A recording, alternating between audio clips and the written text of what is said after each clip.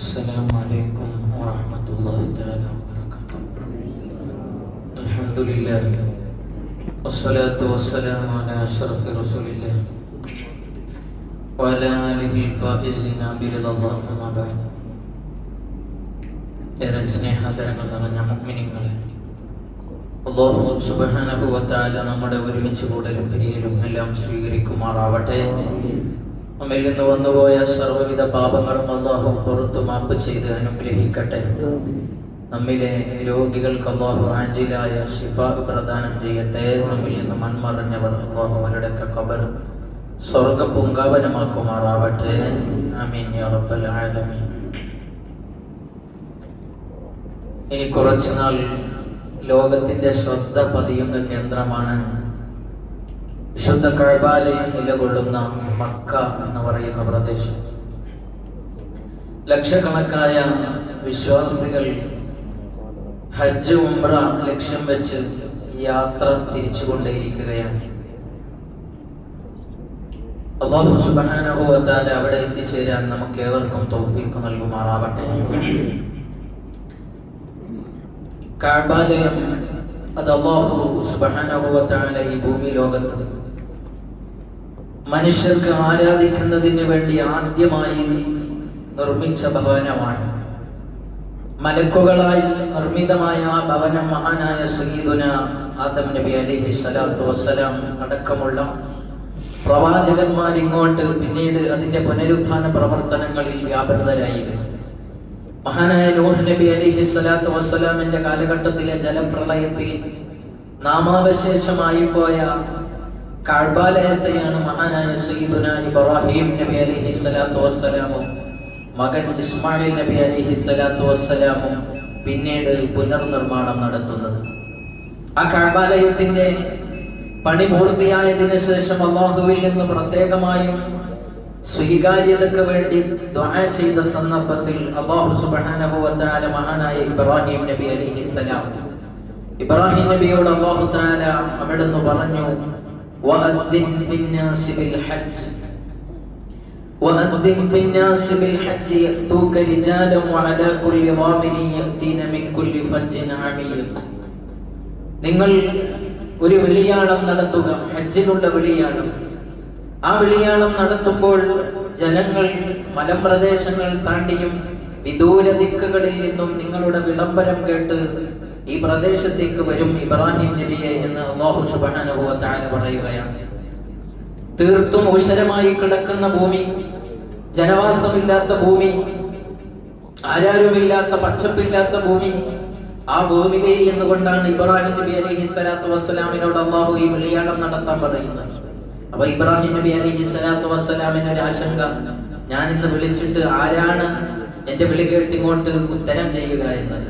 അല്ലാഹു അവിടെ ആശങ്ക പ്രകടിപ്പിക്കുകയാണ്. ആ സന്ദർഭത്തിൽ മഹാനായ റബ്ബ് സുബ്ഹാനഹു വ തആല അവിടുന്ന് പറഞ്ഞു, അലൈക്കന്നിദാ, ഇബ്രാഹിം നബിയെ നിങ്ങളോട് വിളിക്കാനാണ് ആവശ്യപ്പെട്ടത്. വഅലൈനൽ ബലാഗ്, അവിടെ ആളുകളെ എത്തിക്കേണ്ട ഉത്തരവാദിത്തം അതെന്റേതാണ്. നിങ്ങളോട് വിളിക്കാനുള്ള ഉത്തരവാദിത്തം മാത്രമാണ് പറഞ്ഞിട്ടുള്ളത്. മഹാനായ ഇബ്രാഹിം നബി അലൈഹിസ്സലാമിന്റെ ആശങ്കകൾ തീർന്നു പോവുകയാണ്. അല്ലാഹു സുബ്ഹാനഹു വ തആല പറഞ്ഞതനുസരിച്ച് ഇബ്രാഹിം നബി അലൈഹിസ്സലാത്തു വസ്സലാം എന്ന് വിളിച്ചപ്പോൾ, ഇന്ന് നോക്കൂ നിങ്ങൾ, ലോകത്തിന്റെ വിവിധ ദിക്കുകളിൽ നിന്ന് ലക്ഷോപലക്ഷം ആളുകൾ ഒഴുകിക്കൊണ്ടിരിക്കുകയാണ് ഹജ്ജ് നിർവഹിക്കാൻ, ഉംറ നിർവഹിക്കാൻ. ഓരോ വർഷവും എത്ര ലക്ഷം ആളുകളാണ് അവിടെ എത്തിച്ചേരുന്നത്. മരിക്കുന്നതിന് മുമ്പ് അല്ലാഹു സുബ്ഹാനഹു വ തആല ഇരു ഹറമിലും എത്താനും ഹബീബായ സയ്യിദുനാ മുഹമ്മദുർ റസൂലുള്ളാഹ് സ്വല്ലല്ലാഹു അലൈഹി വസല്ലം തങ്ങളെ സിയാറ ചെയ്യാനുള്ള ഭാഗ്യം നമുക്ക് നൽകി അനുഗ്രഹിക്കട്ടെ. മറ്റുള്ള ഇബാദത്തുകളെ പോലെയല്ല, നോമ്പ് പോലെയോ അതല്ലെങ്കിൽ നമ്മുടെ നിസ്കാരം പോലെയോ അല്ല. ശാരീരികമായ മാനസികമായ സന്നദ്ധത മാത്രം പോരാ ഹജ്ജിന്, സാമ്പത്തികമായ കഴിവ് കൂടെ ഹജ്ജിന് അല്ലാഹു സുബ്ഹാനഹു വ തആല നിർബന്ധമാക്കി വെച്ചിരിക്കുകയാണ്. അപ്പൊ സാമ്പത്തികമായി അവിടെ എത്തിച്ചേരാനുള്ള സംവിധാനം കൂടെ വേണം. ഇന്ന് പലരും ഇത് തെറ്റിദ്ധരിച്ചിട്ടുണ്ട്. കുടുംബത്തിന്റെ എല്ലാ ആവശ്യങ്ങളും കഴിഞ്ഞ് ഒരു തലമുറയുടെ ആവശ്യം മുഴുവൻ കഴിഞ്ഞതിന് ശേഷമാണ് ഹജ്ജിന് പോകേണ്ടത് എന്നാണ് ചിലരുടെയൊക്കെ മനസ്സിലുള്ളത്. തന്റെയും തന്റെ കുട്ടികളുടെയും അവരുടെ പേരെ കുട്ടികളുടെയും എല്ലാം കഴിഞ്ഞ് തീർന്ന് വല്ലതും ബാക്കിയുണ്ടെങ്കിൽ ഒഴിവുണ്ടെങ്കിൽ അവസാനം ജീവിതത്തിന്റെ അന്ത്യത്തിലൊക്കെ ഹജ്ജിന് പോയി ആ കടമ ഒന്ന് നിർവഹിക്കുക എന്നതാണ് പലരും തെറ്റിദ്ധരിച്ചിട്ടുള്ളത്. അല്ലെങ്കിൽ തന്നെ സമ്പത്തിന്റെ പേരിൽ അതിരുകടന്ന ചില ആശങ്കകൾ അല്ലെങ്കിൽ വിദൂരമായ സ്വപ്നങ്ങൾ, അതൊക്കെയാണ് പലരെയും ഇന്ന് ഹജ്ജ് നിർവഹിക്കുന്നതിൽ നിന്ന് പിന്നോട്ട് ഇങ്ങനെ ചിന്തിപ്പിച്ചുകൊണ്ടിരിക്കുന്നത്. അതൊരു തെറ്റായ ധാരണയാണ്. ഹജ്ജ് ചെയ്യേണ്ടത് നല്ല ആരോഗ്യമുള്ള സമയത്താണ്. ആരോഗ്യമുള്ള സമയത്ത് അല്ലാഹു സമ്പത്ത് തന്നിട്ടുണ്ടെങ്കിൽ ആ സമയത്ത് നിർവഹിച്ചോളണം. ഇല്ലെങ്കിൽ അവിടെ ചെന്ന് നമ്മളിവിടെ നിസ്കരിക്കും പോലെ അല്ലെങ്കിൽ എഴുത്തിക്കാഫ് ഇരിക്കുന്നത് പോലെ പള്ളിയിൽ പോയി ഹറമിൽ പോയി എഴുത്തിക്കാഫ് ഇരിക്കല്ല ഹജ്ജ് എന്ന് പറഞ്ഞാൽ. കുറെ ഓടലും ചാടലും എറിയലും ഒക്കെയാണ് ഇവിടെ ഉള്ളത്. കുറെ നടക്കാനുണ്ടാവും. അപ്പൊ നമ്മുടെ ആ ആരാധന കർമ്മങ്ങളൊക്കെ കൃത്യമായി നമുക്ക് മനസ്സംതൃപ്തിയോടെ നിർവഹിച്ചു പോരണമെങ്കിൽ നമ്മൾ ജീവിതത്തിന്റെ ആദ്യ കാലത്ത് ചെയ്യണം. നിങ്ങൾ വയസ്സായ കാലത്ത് ഹജ്ജിനൊക്കെ പോയി ആദ്യമായി പോകുന്നവർ, ചിലര് പോയവർ തന്നെ വീണ്ടും വീണ്ടും പോകുന്നവരായിരിക്കും. ആദ്യമായി ഹജ്ജിന് ഒരു തവണ മാത്രം പോയ ഹാജിയാരെ നിങ്ങളൊന്ന് വിളിച്ചു ചോദിച്ചു നോക്കുക. ഒരു 10-60 വയസ്സ് കഴിഞ്ഞ ഹാജിയാരെ. അപ്പൊ അദ്ദേഹം പറയും ഇതൊക്കെ ഒരു 10-20 വർഷം മുമ്പ് പോകണമായിരുന്നു എന്ന് പറയും. അങ്ങനെ അല്ലാതെ പറഞ്ഞ ഒരാളുടെ അഭിപ്രായം നിങ്ങൾക്ക് കിട്ടൂല. 100% നിങ്ങൾക്ക് ഗ്യാരണ്ടി തന്നെ കഴിയൂല. കാരണം അവിടെ ചെന്ന് കുറെ നടക്കാനുണ്ടാവും, കുറെ ഓടാനുണ്ടാവും. തവാഫൊക്കെ ഇങ്ങനെ ചുറ്റി വരുമ്പോഴേക്ക് ഹജ്ജിന്റെ സമയത്ത് കുറച്ച് കിലോമീറ്റർ നമ്മൾ ഉംറക്ക് പോയാൽ തന്നെ എത്ര കിലോമീറ്ററോളം നമ്മൾ സഅയും എല്ലാം കഴിയുമ്പോഴേക്ക് നമ്മൾ അതെല്ലാം നിർവഹിച്ച് വരേണ്ടി വരും. അപ്പൊ ഹജ്ജാകുമ്പോ എത്രയായിരിക്കും, തിരക്ക് എത്രയായിരിക്കും. അപ്പൊ വർഷം കൂടുന്നതിനനുസരിച്ച് തിരക്കുകൾ കൂടും. സംവിധാനങ്ങളൊക്കെ അവിടെ ഉണ്ട്, ഉഷാറാണ്. പക്ഷെ നമ്മുടെ ആരോഗ്യ നില നാം വർഷം കൂടുന്നതിനനുസരിച്ച് ക്ഷയിച്ചു കൊണ്ടിരിക്കുകയാണ്. അപ്പോൾ അല്ലാഹു തആല നമുക്ക് സമ്പത്ത് തന്നിട്ടുണ്ട് എങ്കിൽ ആരോഗ്യമുള്ള സമയത്ത് തന്നെ ഹജ്ജ് ചെയ്യാനുള്ള ഒരു ശ്രമം അത് നമ്മൾ നടത്തിയേ മതിയാവുകയുള്ളൂ. ഇല്ലെങ്കിൽ ഒരുപാട് വലിയ അബദ്ധങ്ങൾ നമ്മുടെ ജീവിതത്തിൽ വരും. ഒരു മനുഷ്യന് ഹജ്ജ് നിർബന്ധമായി 35 വയസ്സാണ് സപ്പോസ് ഒന്ന് സങ്കല്പിക്കുക. 35ാമത്തെ വയസ്സിൽ എല്ലാ സാമ്പത്തികമായ നല്ല ഭദ്രതയുണ്ട്.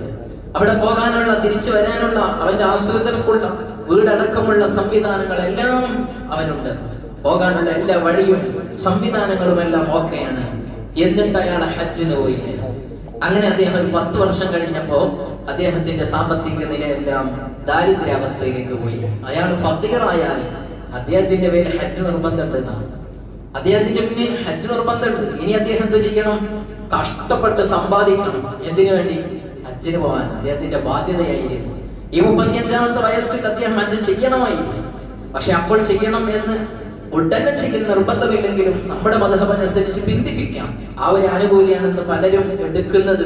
ആ ആനുകൂല്യം കൊണ്ട് നഷ്ടപ്പെടുന്നത് ഒരു പക്ഷേ ഹജ്ജ് ചെയ്യാനുള്ള അവസരം തന്നെയായിരിക്കും. അല്ലാഹു കാത്തുരക്ഷിക്കുമാറാവട്ടെ. അപ്പോൾ സമ്പത്തുണ്ടെങ്കിൽ വേഗം ഹജ്ജ് ചെയ്യണം. ഇല്ലെങ്കിൽ ദാരിദ്ര്യാവസ്ഥയിലേക്ക് നീങ്ങിയാൽ അത് വലിയ അപകടമാണ്. മറ്റൊന്ന്, ഹജ്ജ് ചെയ്യാതെ നമ്മൾ മരിച്ചു പോകും. ചിലപ്പോ എപ്പോഴാണ് മരണം എന്നറിയില്ല. ആ പുണ്യഭൂമിയൊക്കെ കാണുക എന്നുള്ളത് എന്തൊരു വലിയ സന്തോഷമാണ്. എന്ന് പറഞ്ഞ ആ മക്കയിൽ ചെന്ന് ഹജ്ജ് നിർവഹിക്കുമ്പോൾ ആ ഭവനമെന്ന് കാണുക, ഹബീബായ തങ്ങൾ ജീവിച്ച മക്കയും അവിടെ നിന്ന് അന്ത്യവിശ്രമം കൊള്ളുന്ന മദീനയൊക്കെ കാണാന്ന് പറഞ്ഞാൽ എന്തൊരു വലിയ സന്തോഷമാണ്. ആ സന്തോഷം നമുക്ക് നഷ്ടപ്പെടുക. മരിച്ചു പോയാൽ തന്നെ ആ മരിച്ച മനുഷ്യന്റെ അനന്തര സ്വത്തുണ്ടെങ്കിൽ ആ അനന്തര സ്വത്തിൽ നിന്ന് ഈ മനുഷ്യൻ ഹജ്ജ് ചെയ്യാത്തവനാണ്, അതിന്റെ ബാധ്യത നിർവഹിക്കാത്തവനാണെങ്കിൽ ഹജ്ജ് ചെയ്യണമെന്നാണ്. അതിന്റെ സമ്പത്ത് മാറ്റിവെച്ച് ഹജ്ജ് ചെയ്ത് ബാക്കിയുള്ള സമ്പത്തെ അനന്തരാവകാശങ്ങൾ എടുക്കാൻ പാടുള്ളൂ. അതല്ലാതെ എടുക്കുകയാണെങ്കിൽ അവരെടുത്തത് ഹറാമാണ്, അന്യായമായതാണ്. അതവർക്ക് ഉപയോഗിക്കാൻ പറ്റില്ല.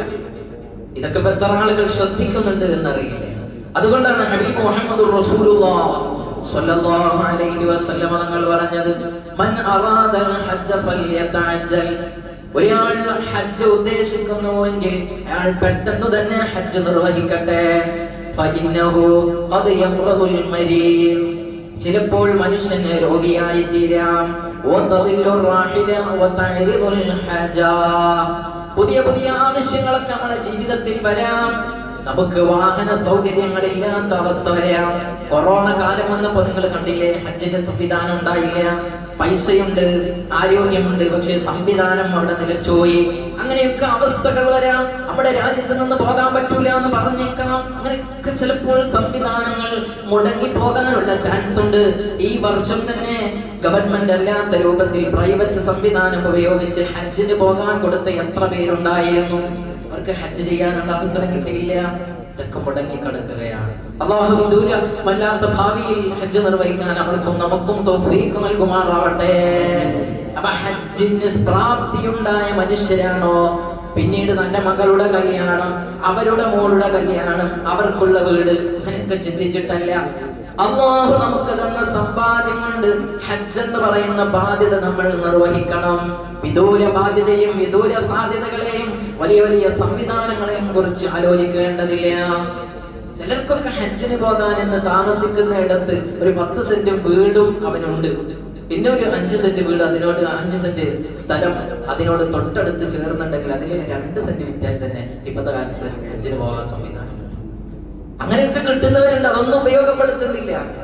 എന്റെ വീടും ഇത് പറമ്പും ഇതിൽ 2 സെന്റ് കൊടുത്തപ്പോ എന്താവുമെന്നാണ്. ഹജ്ജിന് പോയി നിങ്ങൾ തിരിച്ചു വന്നാൽ അല്ലാഹു തആല നിങ്ങളുടെ കാര്യം നോക്കുമെന്നാണ് സയ്യിദുനാ മുഹമ്മദുർ റസൂലുള്ളാഹ് തങ്ങൾ പറഞ്ഞിട്ടുള്ളത്. ആ തവക്കുലാണ് നമുക്ക് വേണ്ടത്. മറ്റൊരു അപകടം എന്താണെന്നറിയോ? അല്ലാഹുവിന്റെ റസൂൽ പറഞ്ഞത് ഏറ്റവും വലിയ അപകടമാണ് മൻ മലക സാദൻ വറാഹിലതൻ തുബല്ലിഹു ബൈത്തല്ലാഹ്. അല്ലാഹുവിന്റെ ഭവനത്തിൽ എത്തിച്ചേരാനുള്ള എല്ലാ സംവിധാനവും ഒരാൾക്കുണ്ടായി, വലം യഹജ്ജ എന്നിട്ട് അയാൾ ഹജ്ജ് ചെയ്തില്ല, ഫലാ അലൈഹി അൻ യമൂത യഹൂദിയൻ ഔ നസ്റാനിയ.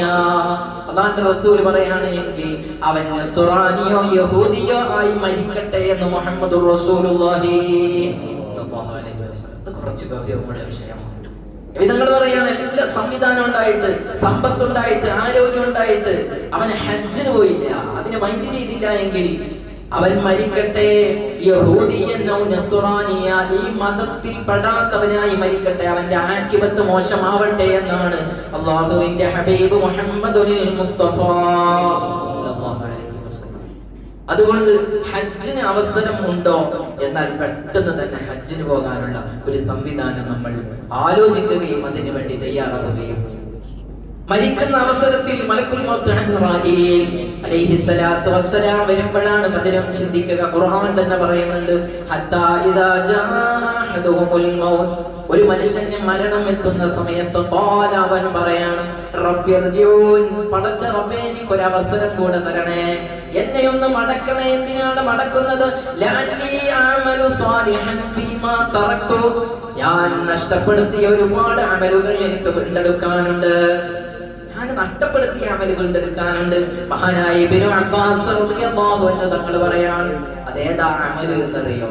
അത് അവൻ നഷ്ടപ്പെടുത്തിയ ഹജ്ജാണ് എന്ന് മഹാനായ ഇബ്നു അബ്ബാസ് റളിയല്ലാഹു അൻഹു. അല്ലാഹു തആല പറയാണ്, അപ്പൊ കല്ലാന്നഹ കലിമത്തുൻ ഹുവ ഖായിലുഹ, ഇത് വെറുതെ പറയാണ്. 70 വയസ്സാണ് കിട്ടിയിട്ട്, 60 വയസ്സാണ് കിട്ടിയിട്ട് ഈ അതുവരെ അവൻ ചിന്തിക്കാത്ത ഒരു ഹജ്ജ് ഇനിയിപ്പോ ഒരു കുറഞ്ഞ സമയം കൊടുത്താൽ അവൻ ചെയ്യുന്നു, അതൊക്കെ വെറുതെയുള്ള വാക്കുകളാണ്. അപ്പോ ഒരു മനുഷ്യന്റെ ആഖിബത്ത് മോശമാവാനുള്ള കാരണമാണ് ഹജ്ജ് ചെയ്യാൻ സാധ്യതയുണ്ടായിട്ട്, ഹജ്ജ് ചെയ്യാനുള്ള സമ്പത്തുണ്ടായിട്ട്, സംവിധാനം ഉണ്ടായിട്ട് അതിൽ നിന്ന് മാറി നിൽക്കുക എന്നത് വളരെ ഗൗരവപൂർവ്വം ആലോചിക്കേണ്ട വിഷയമാണ്.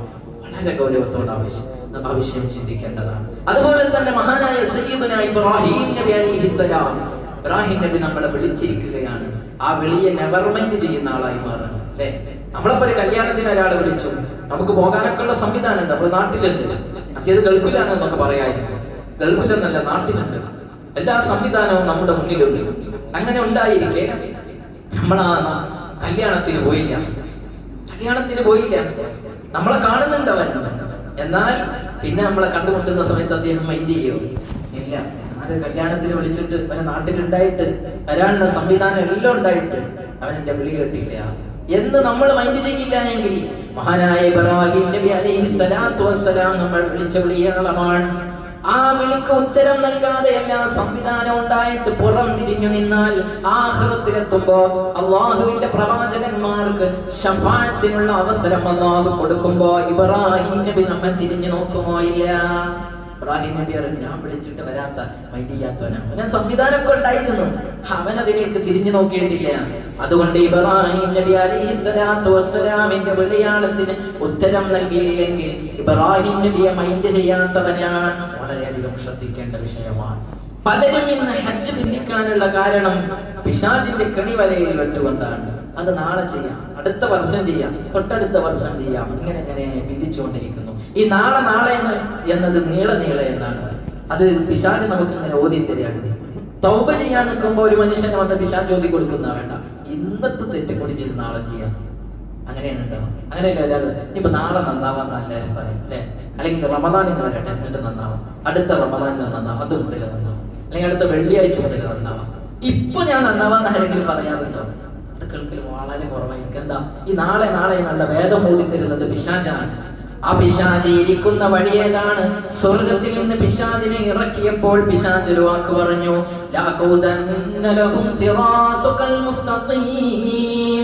ഞാൻ നിന്റെ സിറാത്തുൽ മുസ്തഖീമിൽ അവിടെ ഇരിക്കും, പതിയിരിക്കും എന്ന് അല്ലാഹുവോട് പറഞ്ഞു.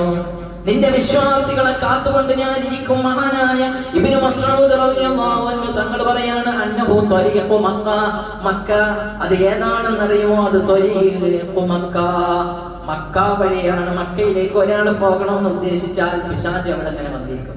ഇപ്പൊ പോകേണ്ട ആവശ്യമില്ല, മോളെ കല്യാണം പറഞ്ഞു പോയ വയസ്സാണ്, വീടൊന്ന് മുകളിലോട്ടൊക്കെ ഒന്ന് എടുക്കാനൊക്കെ, മകന്റെ പഠനമൊക്കെ ഒന്നും ഉഷാറാണ്, ആ പേരക്കിടാവിന്റെ കല്യാണം അതൊക്കെ ഒന്ന് നോക്കണം. ഇങ്ങനെ തുടങ്ങി നമ്മൾ ഓരോ ഞാൻ അവിടെ തന്നെ ഇരിക്കും എന്ന് പിശാച് പറഞ്ഞ ആ വഴിയിൽ ഇങ്ങനെ ഇരുന്നിട്ട് നമ്മളെ പിഴപ്പിക്കും എന്നതാണ്. അല്ലാഹു തആലാവിന്റെ ശർറിൽ നിന്ന് നമ്മളെ കാത്തുരക്ഷിക്കുമാറാവട്ടെ. മക്കയിൽ പോയ ഒരു മനുഷ്യന് കിട്ടുന്നത് എന്താണ്? കഅബാലയത്തെ കുറിച്ച് പറഞ്ഞപ്പോൾ തന്നെ അല്ലാഹു തആല പറഞ്ഞത് എന്താണ്? ഇന്ന അവല ബൈത്തിൻ ഉദിയ ലിന്നാസി ലല്ലദീ ബിബക്കത മുബാറകൻ വഹുദൽ ലിൽ ആലമീൻ. മക്ക എന്ന് പറയുന്ന പ്രദേശത്ത് പ്രവേശിച്ച് കഅബാലയം കണ്ട ഒരു മനുഷ്യന് കിട്ടുന്നത് ഹുദൽ ലിൽ ആലമീൻ, ഹിദായത്താണ്, സന്മാർഗമായിട്ടാണ് അല്ലാഹു തആല ഭവനത്തെ വെച്ചിട്ടുള്ളത്. അതിനെ വലയം ചെയ്തവൻ സന്മാർഗത്തിൽ പ്രവേശിക്കുകയാണ് എന്ന് മാത്രമല്ല, മക്കയിൽ പ്രവേശിച്ചവനെ കുറിച്ച് അടുത്ത ആയത്തിൽ പറയാൻ, വമൻ ദഖലഹു കാന ആമിനാ, അവിടെ പ്രവേശിച്ചവൻ നിർഭയനാണ്. മുഫസ്സിരീങ്ങൾ പറയുന്നുണ്ട്, ആ നിർഭയത്വം എന്ന് പറഞ്ഞത് അവന്റെ ശാരീരികമായ നിർഭയത്വം മാത്രമല്ല, അവന്റെ ഈമാനിന് കൂടെയുള്ള നിർഭയത്വമാണ്. ഈമാനിന് കൂടെയുള്ള നിർഭയത്വമാണ്. അപ്പൊ നമ്മുടെ ഈമാനിലുള്ള ഒരു നിർഭയത്വം കൂടെ കിട്ടുന്നു, ഹിദായത്ത് ലഭിക്കുന്നു. ആ ഹിദായത്തിന് വേണ്ടിയാണല്ലോ ഓരോ ദിവസവും 17 തവണ ഇഹ്ദിനസ് സിറാത്തൽ മുസ്തഖീം എന്ന് നമ്മൾ പറയുന്നത്. അല്ലാഹു സുബ്ഹാനഹു വ തആല ആ ഹിദായത്ത് നമുക്ക് എല്ലാവർക്കും നൽകി അനുഗ്രഹിക്കുമാറാവട്ടെ. റഹ്മാനായ റബ്ബ് ഹജ്ജ് ഉംറ സിയാറ നിർവഹിക്കാനുള്ള തൗഫീഖ് നമുക്ക് നൽകി അനുഗ്രഹിക്കുമാറാവട്ടെ. ആമീൻ.